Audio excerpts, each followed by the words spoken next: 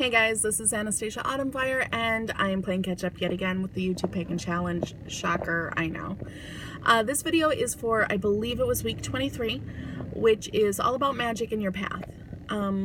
I'm trying to keep this as clear and concise as possible. There's so many ways you can take this video and so many things you can say about it.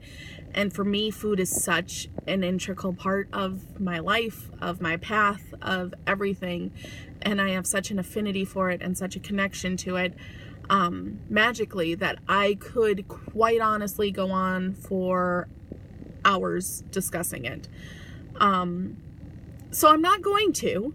I'm going to just simply talk about how I approach food magically when cooking with magic. Quick thought on food and magic and why it is so important to me.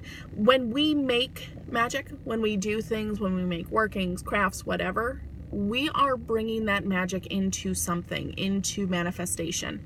So when we cook with magic, not only are we putting our intent out into the universe, we are taking it into ourselves. I mean, if I want prosperity, I can make candles, I can make incense, I can write petitions to altars, I can craft altars, I can give offerings, I can do this, and this.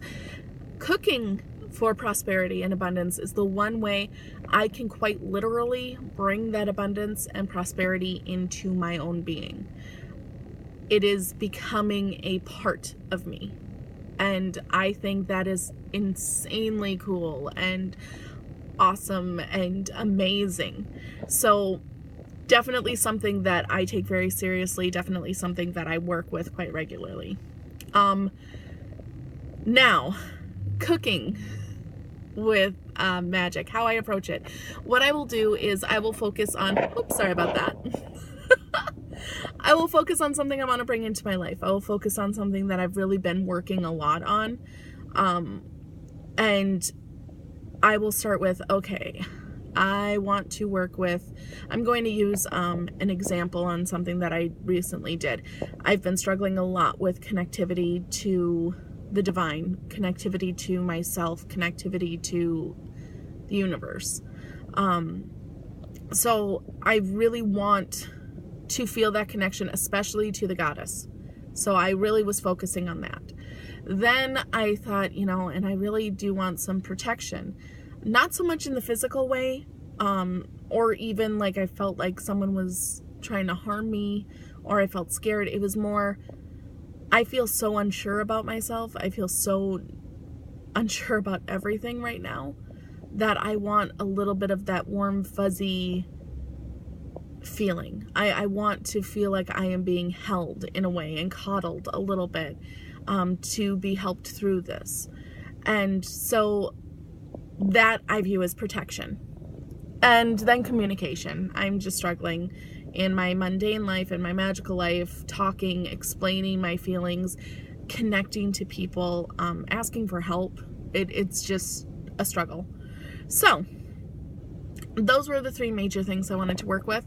So I instantly knew to connect to the goddess. The first thing I wanted to do was find an ingredient that was going to help me with that. So the first ingredient that I pulled was I wanted to work with seafood, because earth and water are really the two goddess elements for me. They connect to the feminine attributes and therefore for me represent the goddess. And earth I connect with pretty easily. That resonates with me.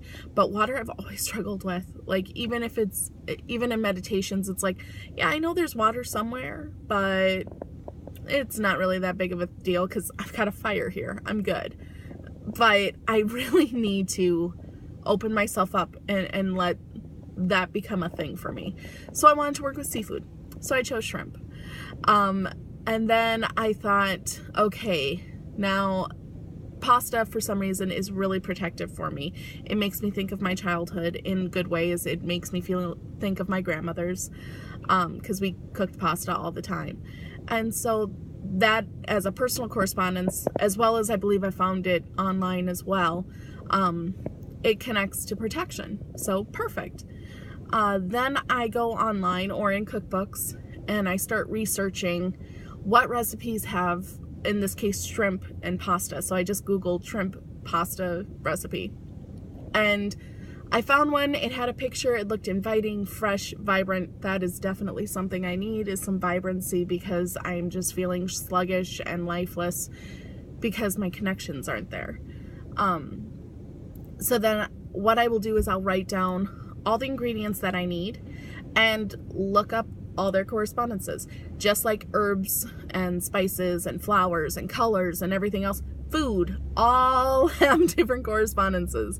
And I think food, definitely, you will feel your own personal connection to food.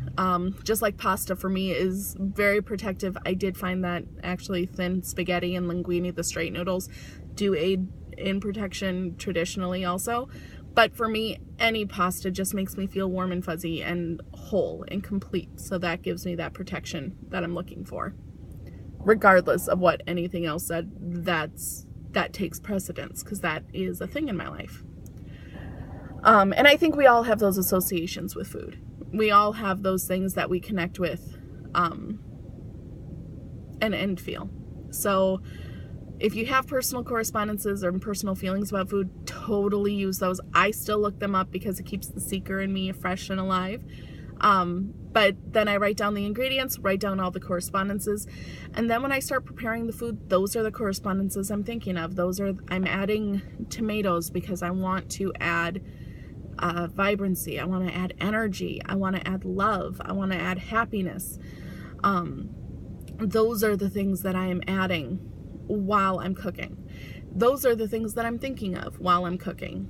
So now not only do you have these ingredients in this dish that have those attributes just organically, but you are also thinking of those attributes. So you're putting them in on top of it. And then when mixing them all together, all up, you know, I especially in the pasta dish I made, all the ingredients ended up in the same pot, and you mixed it, made sure to go docile as opposed to winter shins because I wanted to bring it into me. And then,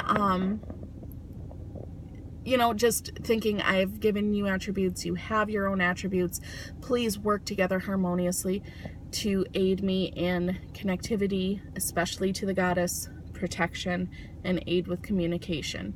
Because those were the three things I was solely working on. That way, not only do I have the other attributes, because happiness helps, love helps, prosperity helps, but and I definitely want to take those things into me too, but I do want to make sure the focus is the main three. And then you can sit and enjoy, and you have that. And every time I kind of warmed up the food in the microwave, because that's a thing, I thought of that, and I thought, this is what I'm warming it up for. This is what I'm bringing into myself. And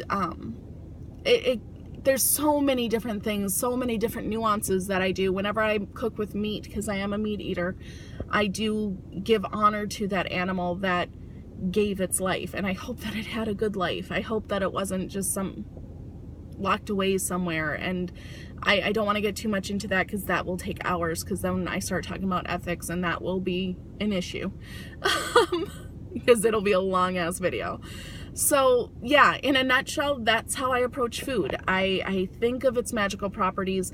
I think of the personal properties that I associate. And when I'm cooking, that's what I'm even whispering to the food while I'm stirring it. That's what I'm thinking of when I'm cutting it.